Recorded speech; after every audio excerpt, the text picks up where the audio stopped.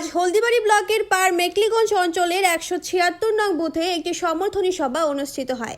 উক্ত সভায় 32টি পরিবার মেকলিগঞ্জ বিধানসভার বিধায়ক পরেশ চন্দ্র অধিকারী হাত ধরে বিজেপি দল ত্যাগ করে তৃণমূল কংগ্রেস দলে যোগদান করলেন।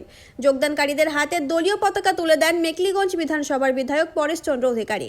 উক্ত যোগদান অনুষ্ঠানে উপস্থিত ছিলেন হলদিবাড়ি ব্লক তৃণমূল কংগ্রেসের সভাপতি মানস রায় বসুনিয়া, পার মেকলিগঞ্জ অঞ্চল সভাপতি কানাই বিশ্বাস, দক্ষিণ বারো হলদিবাড়ি অঞ্চল চেয়ারম্যান লোকনাথ রায়, পার মেকলিগঞ্জ অঞ্চল যুব সভাপতি অলোক রায় পাটোয়ারি, 176 নং বুথের পঞ্চায়েত সদস্যের স্বামী কমল রায় সহ অন্যান্য বিশিষ্ট নেতৃত্ব। আজকের এই যোগদান নিয়ে কি বললেন মেকলিগঞ্জ বিধানসভার বিধায়ক পরেশ চন্দ্র অধিকারী, চলুন শুনে নেওয়া যাক তার বক্তব্য। 176 নম্বর বুথে আজ 32টা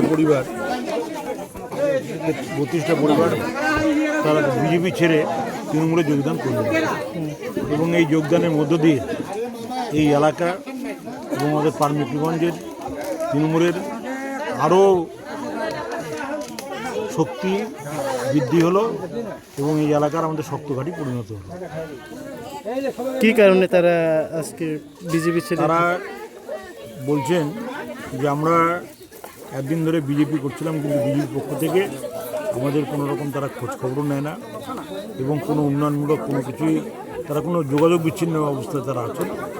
এবং পঞ্চায়েতের কথা তারা বলেন যে পঞ্চায়েতে আমাদের তৃণমূলের আগে বিজেপি ছিল, এখন তৃণমূলে গেছেন। আমাদের উন্নয়ন করতে গেলে পঞ্চায়েতের হাত ধরে আমাদের করতে হবে, তাই আমরা তৃণমূলের যোগদান করি।